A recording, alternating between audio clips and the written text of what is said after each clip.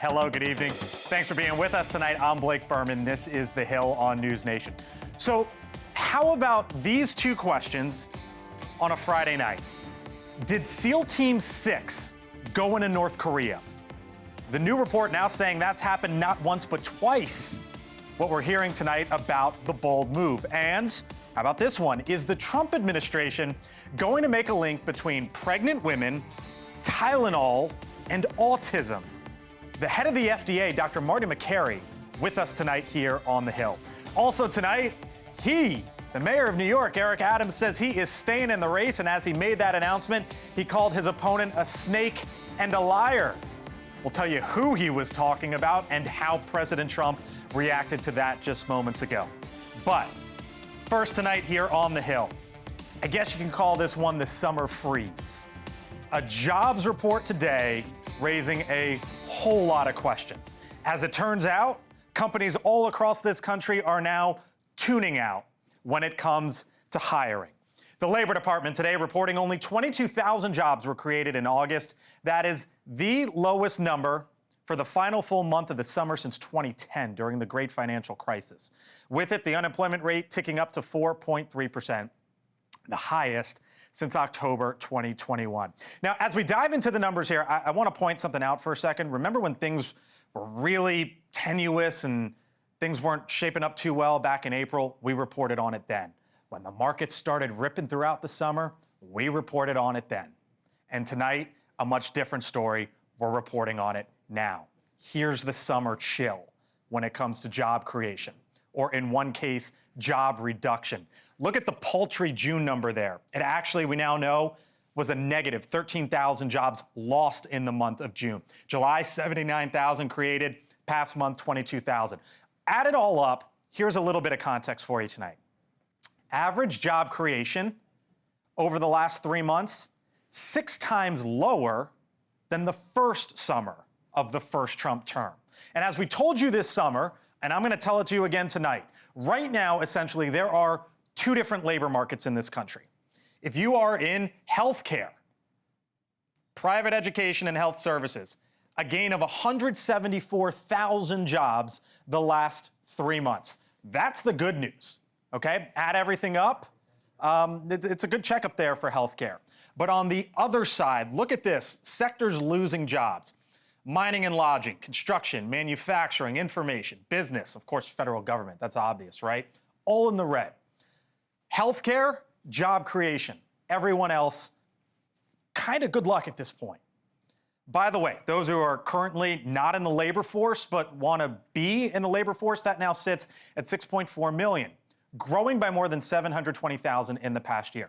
Now, the president's top economist today acknowledging the softness, but also pointed as well to other key figures. And so, like all the indicators that we're seeing are that inflation is low and economic growth is solid. Income growth solid as well. So that the only part of the data that's disappointing is that the jobs numbers have been a little bit lower over the last 3 or 4 months. And here is one of the immediate fallouts. The market right now believes it is a 100% chance that the Federal Reserve will start cutting interest rates later this month, even a roughly 10% chance of cutting half a percentage point. That number on the bottom left was at 0 this morning. It ticked up to 10%. And while it doesn't run on parallel tracks, if rates go lower, mortgage loans, auto loans, credit card loans likely head lower as well. In fact, today we already saw rates for a 30-year mortgage dropping slightly. So here's what you have essentially, at least politically. Tonight, the administration is in part blaming the Fed Chair Jay Powell for not cutting interest rates. They also point to the report saying the numbers are got to get better or got to get fixed out how they report everything. While the business community in America is speaking loud and clear through its own decisions. They are watching the historic tariffs be implemented all over the world and all across this country and deciding to hold off on hiring. That's part of the lay of the land. We begin tonight here on The Hill with Neil Bradley. He's the Executive Vice President at the U.S. Chamber of Commerce, the largest organization in this country representing American businesses. I told you we'd check in about once a month or so. Appreciate you being back with me. You represent millions of businesses, 80% of the Fortune 100 and all sizes in between. since American small business is really the backbone of the economy, what's the story right now? Well, the story is very similar to the whole rest of the economy. Everyone is hitting the pause button on hiring, and I'm afraid it's not just a summer chill. I think this is going to extend into the fall and into the winter. The good news, if there is good news in this, is businesses aren't actually laying people off. So this isn't a situation in which we've seen a collapse in demand. People aren't buying, and therefore businesses are cutting back. That's not what's going on. What's going on here is that we're imposing a $400 to $600 billion tax increase in the form of tariffs. Those are working its way through the system. There's a lot of uncertainty about what the president's going to do next, what the Supreme Court's going to do next. And businesses are saying, you know what? I'm just not going to fill that next open job, and they're not adding to the employment. So how do you square then that graphic that I showed, which is healthcare and everyone else? Yeah. Because the other industries are They're losing. So let's talk about the ones that are losing. Manufacturing. So 78,000 jobs in manufacturing that we've lost since the beginning of this year. Well, people think manufacturing, does that have anything to do with tariffs?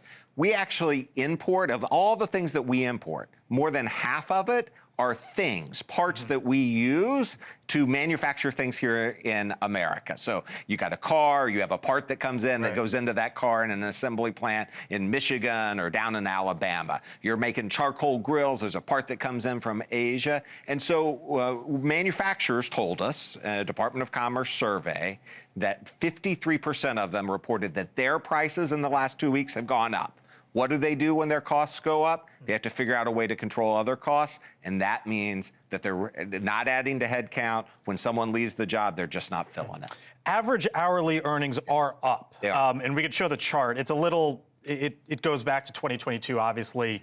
In the COVID rebound, wages spiked. It's come down a little bit, but the good news here is at 3.7%, inflation running, I don't know, 2.5%, 3%, whatever metric you want to look at. So how's the American worker doing when you factor all that in? Well, so if you have a job, when your employer's not laying you off, and they are compensating you. So they don't want you to leave. Employers don't want people to leave. And so wages are going up. But you're right, it's actually growing faster than inflation. That's good news if you're a worker, if you're a family.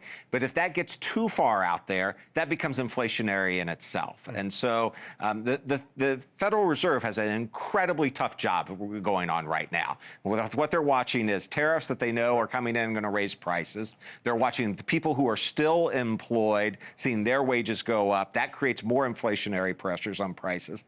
And at the same time, they see businesses that don't want to hire. And it's almost an impossible situation that policymakers have created for the Federal Reserve. So I think the bottom line here is the tariffs, they're not going away. The president wants them unless the Supreme Court jumps in, and you and I have no clue. No one knows how that plays out or what that may or may not. We don't, but the administration has lost every single court case on this issue. And so I think they have the fact that they're trying to influence the ref here by talking about how devastating it would be for America and it would be the Great Depression. I think they know they have a weak case here. What I'm getting at, though, is they're here to stay, at least for the interim. That's right. And if a small business were to call you up, and I'm sure you speak to these folks all the time, they say, Neil, what do we do now?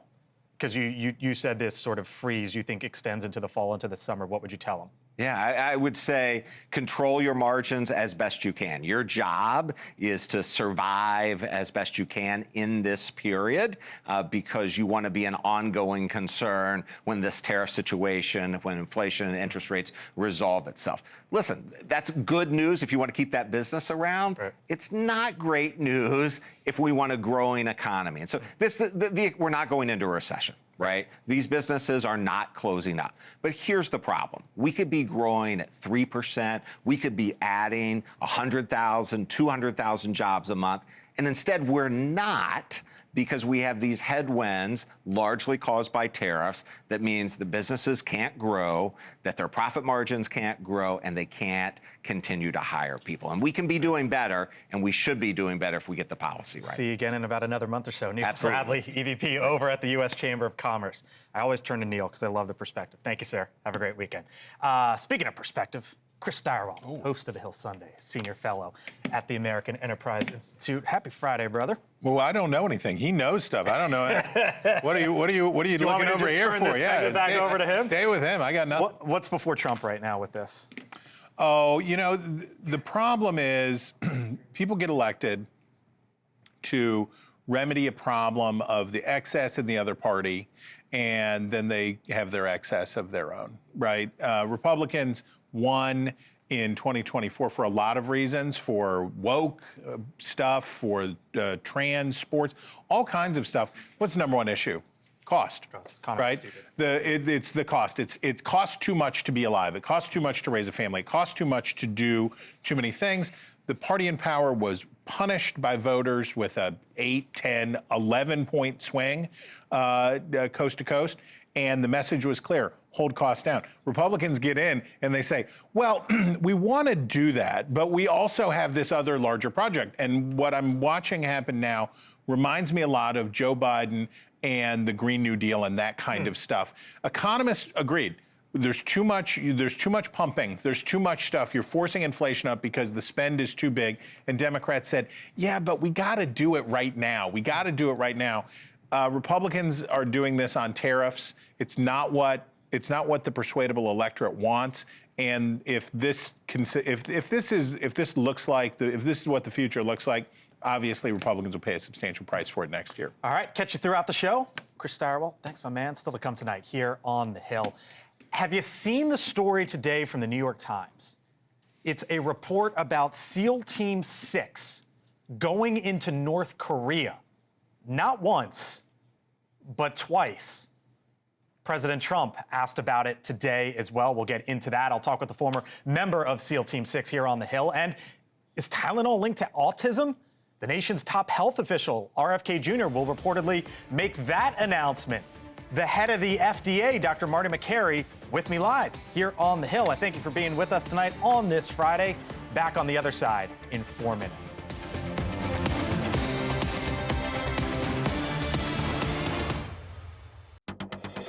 Welcome back here to the Hill on News Nation. There is a host of news today as it relates to the military, a new name and a new report of a daring mission to, of all places, North Korea. First, though, the news of the day there. You can see the president signing an executive order today renaming the Department of Defense to the Department of War, or the War Department. It comes amid a bombshell report out today about a SEAL Team 6 mission. According to the New York Times, here's what they are reporting tonight. They say the mission was to plant a communications interception device to gain access to the North Korean leader Kim Jong-un's communication channels. During, of course, this was when Trump and North Korea and Kim Jong-un were going back and forth back in 2018, 2019. According to the Times, American SEALs fired on a North Korean boat after they were believed to be discovered, killing all the North Koreans on board. The mission was so covert, it reportedly required the direct approval from the president. The president asked about this today, and this was his response. I don't know anything about it, no. I could look, but I know nothing about it. Can you confirm that it happened? I don't know anything about it. I'm hearing it now for the first time. Joining us now, New York Times bestselling author of The Operator, firing the shots that killed Osama bin Laden and my years as a SEAL Team 6, as a SEAL Team warrior. He's also the host of the podcast, The Operator, former SEAL Team 6 member, Rob O'Neill. Rob, it is so good to see you. I told my team when I heard the story today, I was like, I need to know what Rob O'Neill thinks about this. So here's the details. A submarine was there, launched too many submarines, and this is according to the New York Times. The SEAL Team 6 members got out, swam their way, tried to make it to shore. There was a boat all of a sudden that showed up, so they fired, and that of course, went haywire from there. What do you make of this? Thanks for having me, Blake. I'm glad you thought of me when this came up, too. They won't fail to mention SEAL Team 6 and Red Squadron, which was the team that got bin Laden. I doubt any of the guys from the bin Laden raid were there. I know I was not there, so I can't say for certain what happened. But this is a sketch mission because there's two different titles when you're dealing with the U.S. Code: Title 10, Title 50. Title 10 would be a military standard, Army, Navy, Marine Corps, Air Force type mission. Title 50 is a broader scope of national defense where you're not necessarily dealing with a nation you're at war with, just like Pakistan. So different rules of engagement and whatnot. And you got to figure these guys are in a sub. They get out in many wet submersibles, we'll call them. In 40-degree Fahrenheit water, which is miserable. So these guys it just sucks in training, and they train for months on that. Then they get on shore in a country that's a hermit state, and they've got to plant a listening device. Apparently, they got compromised by a boat outside. And they don't know what that is because of the state. There's going to be patrols everywhere, but also something to consider is there's not a lot of wildlife, even birds in North Korea, because people are starving. You got to consider that here's someone out there trying to find anything to eat in the ocean. They're going for shellfish, and shots are fired. They kill because one guy got in the water. If you're on land in North Korea and not knowing what that is, it could be anything, could be a reconnaissance element or security. They took the shots well within their rules of engagement, I might add. And then I don't know what they did with the bodies. I wasn't there. There's going to be reports, especially from people like the New York Times, to make our operators look as bad as they can. I don't know what they did with the bodies. As far as President Trump denying it, if something like that needs presidential approval, I guarantee right now, because it's looked like President Trump had never heard of it, someone's getting chewed out at this point right now. Because either he knew or he didn't know, or he wasn't pre-warned that someone did know and someone leaked. So either way, I mean, we've had guys go into North Korea before. I've seen dudes check into my command with Silver Stars, not from Iraq or Afghanistan. So they've done stuff over there as well. And it's usually these SEAL delivery vehicles doing it. Why do you think this story came now? I mean, first off, obviously this was 5 or 6 years ago. It's deeply sourced from the New York Times. Why do you think we're learning about this now? I mean, someone's getting paid somewhere, one of these anonymous sources, clout, or just in, the back channels in D.C. where they can have a leak and they can try to make President Trump look bad while also making the Department of Defense look bad because they don't like Pete Hegseth, even though he wasn't involved with this mission. Obviously, he wasn't the SecDef at the time. But anything they can do to make the United States look bad, especially the New York Times, they're going to do it. They prefer communism to realism, and it's just something that they can, they can just make us look bad, especially with the part about stabbing dead dudes in the chest to sink them. I don't see that happening. That's not even part of even when we're having a couple cold ones and talking about our standard operating procedures, we don't even joke about stuff like that. So I doubt that happened. But there's no positivity coming out of this leak other than hurting someone. And it's just I'm so sick of DC with let's talk about the negatives. Imagine if we talked about stuff that was positive. Crazy. Let me leave you with this, because not only was there this 2019 mission, but they also say there was one in 2005 that we're also learning about from the first time. And just as as someone just reading this and interested, I thought to myself, well, this apparently happened in 2005, SEALs going into North Korea, and it happened again in 2019, SEALs going into North Korea. Are there other instances that we don't know of that maybe this happened? I don't know. I think it's a reasonable question. Yeah, usually when I'm interviewed, I do talk about stuff I can talk about. So this is some of the sensitive stuff. And fortunately for me, I'm usually not smart enough to talk about classified stuff because I don't get it. Fair enough. Some of the guys I'm not trying to put you on the hot seat here. I'm just, I know. Yeah. No, some of the guys I mentioned that checked into my unit with Silver Stars were on some of those missions before. And again, I'm not necessarily privy to them, but it sounds usually, and I'm fortunate I don't know much about them because that means the northern part of the Atlantic in 40-degree weather. I'm glad I wasn't there. It sounds shady, but yeah, there are people out there that a lot of these jobs are not as sexy as some of the others, and these are really hard jobs that hard men do. And I'm glad they're out there. Some of them work, and unfortunately, we hear about the one that didn't. Right. All right. We'll leave it there. As I told you, I appreciate the time as always. Rob O'Neill. Hope to catch you again soon. Anytime. Thank you. Of course. Have a great weekend.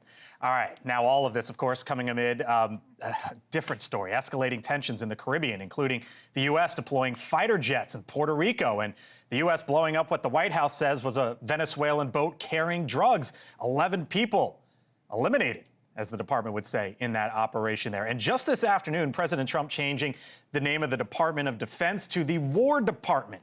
With me now, T.W. Regie, former communications aide to Senator Lindsey Graham, also just did a little work over at the Pentagon. How am I supposed to follow up the guy who killed the I'm not trying to put you. I mean, Rob O'Neill is so fascinating. I mean, we had Ryan Zinke, who was a Navy SEAL, on the show last night as well, and to talk to a former SEAL like that, it's obviously you listen to hear what they have to say. We heard from the president today, Department of War. Yep. Does this move the needle in any way? Not particularly. Look, for 158 years of our country's history, we had a Department of War. It was a lot smaller. It was mostly the Army. After World War II, Truman decided to create the Department of Defense, a conglomeration of a lot of people, put our footing on defense instead of forward-leaning operations. But look, I think Department of War is a clear-eyed understanding of the challenges we face. We're all over the world. We're combating different nations in different ways. I think it's a clear-eyed vision, and I think it's fitting. Am I crazy to be fascinated by that North Korea story? I'm fascinated by it. Yeah. I mean, it raises lots of questions. Tons of it. And look, I understand that journalists have to do what they got to do. But I do think that this story poses a massive risk to operators right now in the field. Oh, absolutely, especially for operational security, for their own safety. Look, we have brave men and women in the field all over this country, all over the world. And when stories like this come out, it puts them in harm's way. I would like to echo a lot of what Rob said. I think whoever leaked it should absolutely be found and be arrested. I think there seems to be some sort of ulterior motives that are pretty nasty if they're willing to get this blowback on people who are currently serving. Do you think the president greenlit this or no? Based on that reaction that you saw there? Well, I can only go by the reporting. If it's that covert, I would imagine he had a hand in it. But look, who knows what the truth is, but I know that if people are leaking classified information like this, they need to be held to account and put in jail. Catch you later in the show. Thank you. Thank you. All right, still to come tonight here on The Hill. Pregnant women, Tylenol, and autism. Is the Trump administration about to make a connection? Other side of the break, Dr. Marty Makary, the head of the FDA, with us here on The Hill.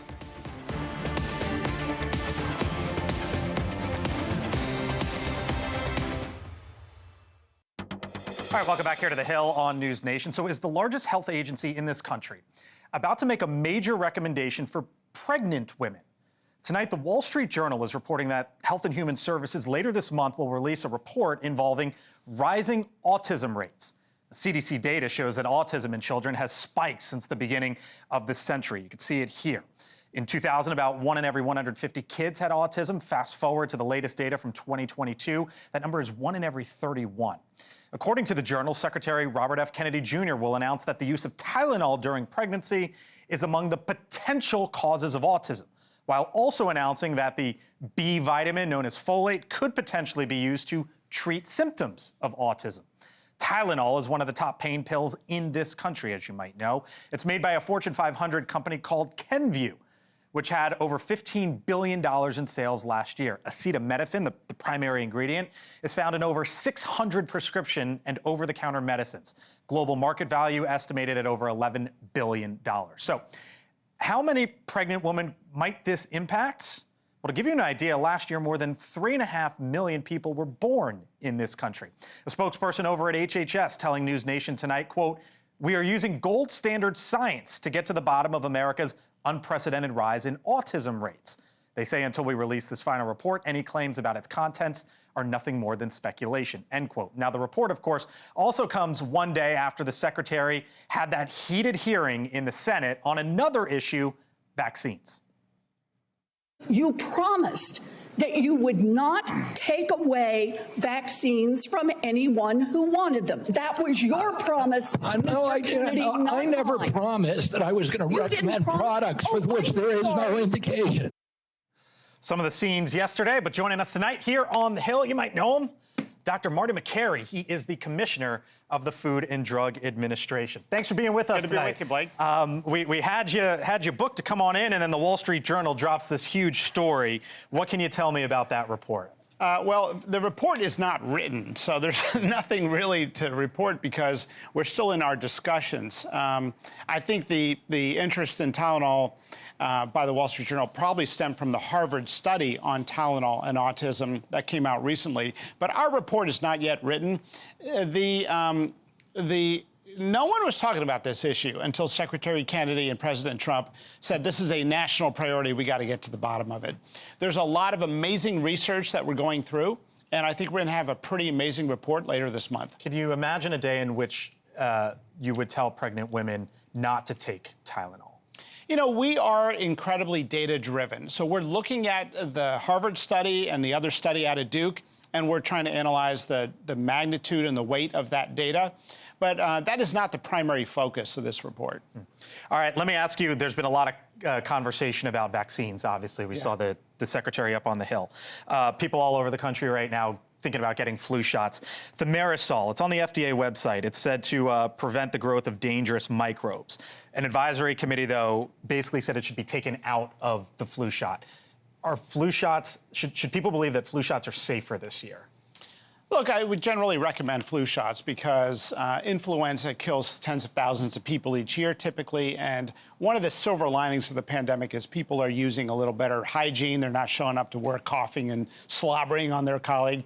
So generally the flu shot is recommended broadly, and it's an individual decision. Thimerosal is in a very small percentage of vaccines. Okay. There's been a lot of discussion about COVID and the COVID vaccine, obviously, in the recent days.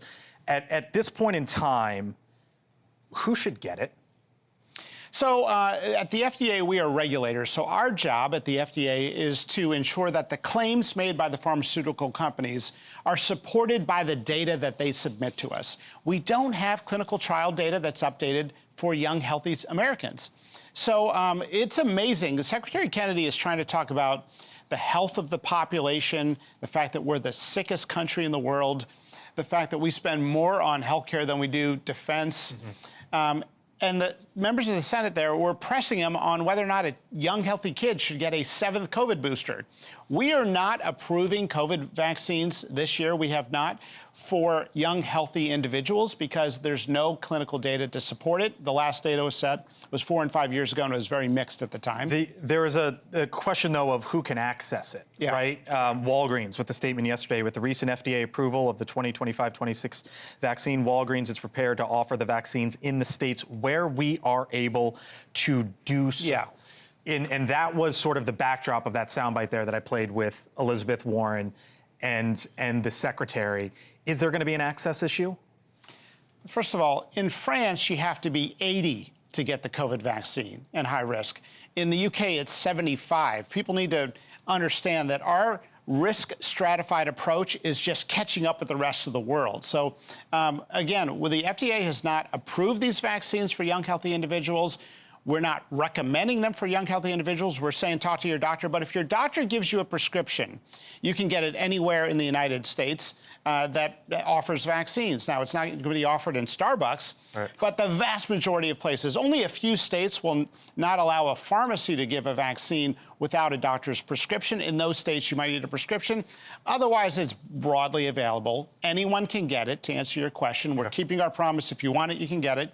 And Medicare and Medicaid is covering it, Blue Cross Blue Shield of Michigan, other Blues plans, Kaiser, so it's broadly available and broadly covered. It's a time of year where kids, this was either in some places the first week back to school or second or third, depending on wherever you live or whatever your school system is. But there's a story in Florida that it's looking into ending the vaccine mandate there. And at the end of the day, doctor, you know, you send your kids to school, you want them to get an education, you want them to be safe. How is ending vaccine mandates in schools where you have hundreds of thousands of kids in a school system or in a state, how does that make kids safer? Well, I'm not here to defend Florida's action. Florida made a decision for Florida. Some say that parents should have the final say in what chemicals go into their children. Our job as a regulator is simply to ensure that claims are matched by clinical data. And they're not supported by clinical data for the COVID vaccine in young, healthy individuals. Other vaccines, it's an individual choice. If you want my personal opinion, if an individual in the United States says, I don't want my kid to follow the US CDC schedule, I'm going to follow the Japanese schedule or the German schedule or the UK schedule or the French schedule or Danish schedule, they're not a heretic. They're not a fugitive of the law. Does that undermine, though, what the CDC would put out? Well, the CDC should not be the doctor of every American. It should be an individual's choice in consultation with their health professional. Do you need a hepatitis B shot at birth on the day of birth if the mom's hepatitis B negative? No, you don't need it on the day of birth. Is it generally recommended before you can acquire a sexually transmitted infection as early as teenage years? Yes, it's generally recommended. So when somebody modifies the schedule and says, you know, I'm going to wait until the child is 10 years old instead of giving a vaccine at birth, That's a decision that we cannot condemn. Okay. Because absolutism is why we have so much distrust. Let me leave you with this, food dyes, which was a big thing that the Secretary and yourself rolled out a few months ago in the spring or so. You're trying by 2026, 2027, somewhere in about a year or so to basically roll back a lot of the food dyes that we all know. Where does that stand right now, and what do you think it eventually looks like a year from now? Well, Blake, it's going really well.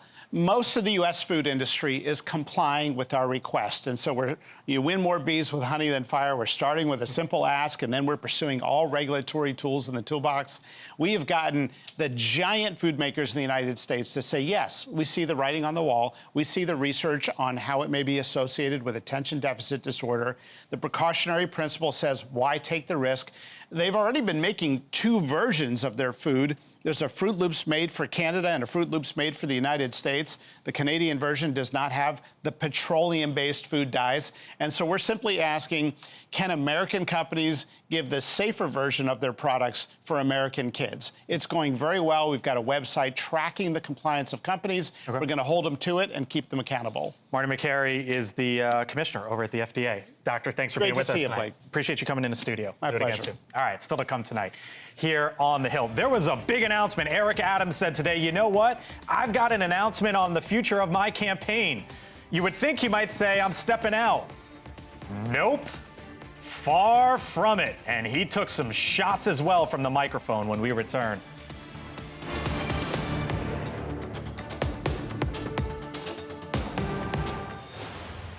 Bill O'Reilly uncovers the world's most ruthless men, past and present, exposed. Evil is contagious. Leland Vittert hosts Bill O'Reilly, Confronting Evil, Wednesday, 10/9 Central, only on News Nation.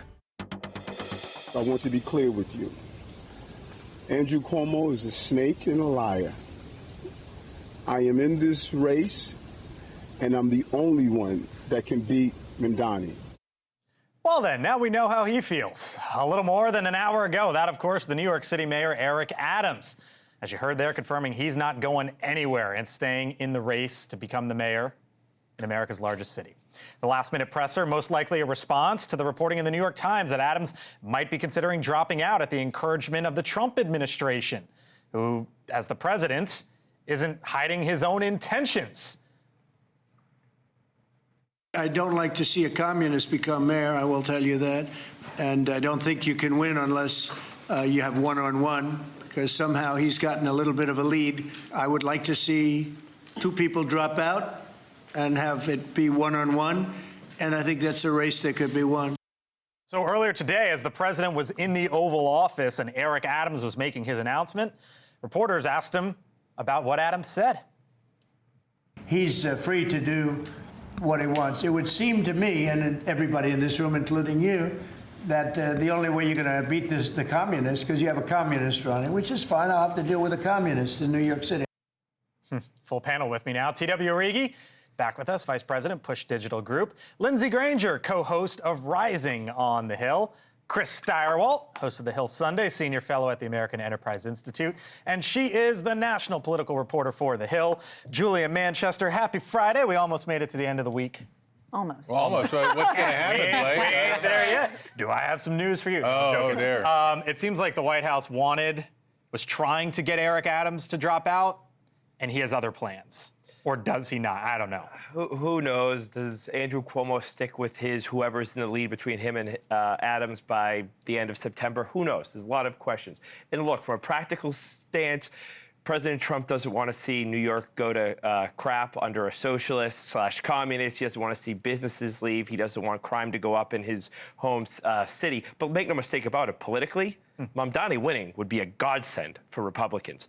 Having a card-carrying socialist leading one of the biggest cities in America and being able to tie every Democrat to him would be tremendous for Republicans going into the midterms.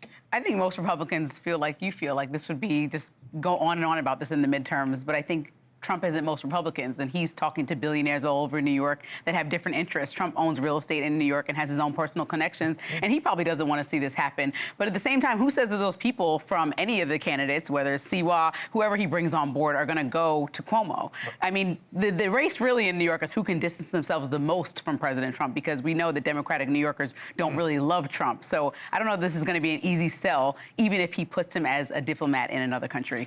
You know, it's interesting. Cuomo is also making that argument that Republicans would love to see Mamdani as mayor.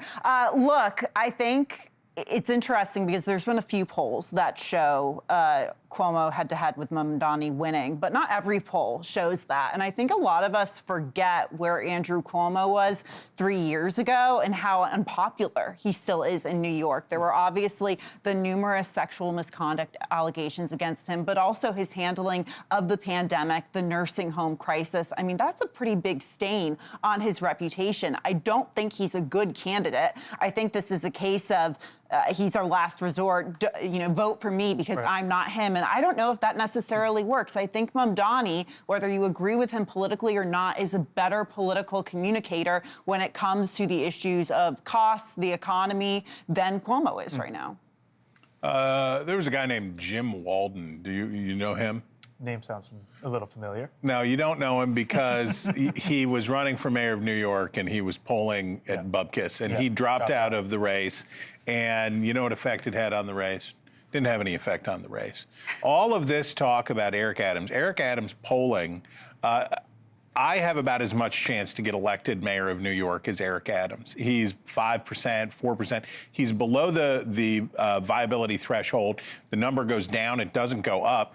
And the problem Eric Adams has, of course, is Donald Trump got him out of his problem on his corruption charges. It's New York, and I say this with love for New York. New Yorkers don't care about the corruption, but they do not like Donald Trump. And the connection to Trump was the problem. The idea that somehow Donald Trump is going to engineer this race in a way to benefit Cuomo hurts Cuomo, because what Mamdani is now able to say is, Donald Trump is trying to orchestrate this race to give you Cuomo. And that's something that Mamdani is already using to his benefit. This is ham-fisted. Who knows what's going to happen? But in almost every case, when a president or an outside force tries to intervene in a local race, it is a mistake. All right, around the table real quick, the other big story of the day, TW, the jobs report, absolutely brutal. There's no other way to put it. Now there's questions about the labor market and what this administration is going to do about it. Yes. Rome was not built in a day. I think Donald Trump would say he said it would be a bit shaky for a while. I think this is... he talked about like lowering prices on day one and the economy and golden age. I don't hear you say golden age. Well, the reality is it doesn't happen in a second. Look, businesses are slowing their hiring. They are not firing people. Yes, there are headwinds of tariffs. Yes, they're trying to get clarity on what the Supreme Court's going to do, what deals are going to be made. Also, all these capital expenditure promises that we've been hearing about, they take time to come to fruition. But there is one silver lining, I suppose, which is now we've basically guaranteed a rate cut this month, possibly even two. 100%. The jobs report hasn't registered a net negative since December 2020. That was also who was President Trump. Now that he's president. that was also. I know, but it's happening again right now under Trump, and he likes to point to Biden. So he has to wear the hat, wear the crown that he puts on Biden's head often. Things were great in the Biden years. Look, I think obviously we're in the potential short term right now, so we don't know what's going to happen between now and next year. Obviously, the midterms, I think, are top of mind. If things continue to go downhill, I think, in the economy, that's going to make a really hard case for Republicans and to make, essentially, who are running on the issue of the economy. They raided a Hyundai plant in Georgia and detained a bunch of people. They raided a facility in New York where they make nutritional bars. The consequences of raising taxes by hundreds of billions of dollars and deporting hundreds of thousands of people, it is real. It will be real. What Republicans have to do, and I think they would be wise to take a page from what TW is saying, which is level with people. We're doing big disruptive things. We've jacked taxes way up, and we're deporting people, so there's going to be paid. You want to leave on a compliment, or you want to say anything else? No, I'm joking. Leave on a compliment. Thank you. I'll take the extra word if I can get it. Thank you all. Appreciate it. Still to come here on the other side of the break, a little thing we like to call Friday Night Unfiltered. The biggest images of the week, some of the more consequential moments of the week. What are they? You'll see them with us when we return.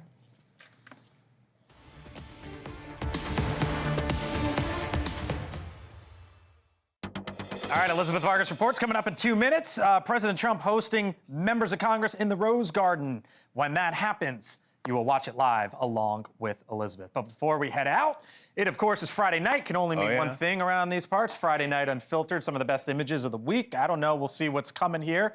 You get Chris and I's thoughts. What do we got this week? Oh, this was the show of force in China. Xi, Putin, who else was there? Kim Jong-un. This is, thank God, this is not the parade that we had in Washington. And what a sad thing it is to live in a country where you are oppressed in this way. And we had a little parade here, and it was kind of goofy a little bit, and it was kind of fun, it was kind of nice, and then there's this psychosis. This stuff forced to show up, of course. All right, what else do we have here? Some of the more...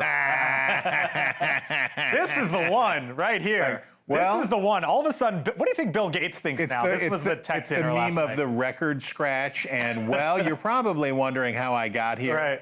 And look, this is a knock-on effect from the Elon Musk split. Right. This is a lot of stuff, and you have Zuckerberg. It is a wild time in Washington D.C. All right, give me one more before we head out for the weekend. Some of the did you buy a ticket or no? If I win, there'll be signs. There'll be what? There'll be signs. Like if I win, you'll know, because you'll never hear or see from me ever again. I'll get the hey, can you be there on Sunday morning, brother? Exactly. If I win, you'll know, because you'll have to fill in. If Chris Steyerwalt wins, I probably will be the first to know. One of the first people to know. Exactly. I don't buy it. It's such the time that it takes to buy a ticket and all that. Maybe it's online these days. I don't know. You're a better and smarter person than I am. I'm just hopeful. I'll take the compliment. I will say you have the best Sunday show in the business, though, my man. Who you got coming up this weekend? So we've got a pair of representatives from the southwestern quadrant of the United States. Kevin Hearn, Republican of Oklahoma. Gabe Vasquez from New Mexico. We have a great conversation with Thomas Chatterton Williams about the summer of 2020. It's going to be great. Chris, we'll see you on Sunday morning at 10 o'clock for the Hill Sunday. Have a great show, brother. I'm Blake Burman. See you next week.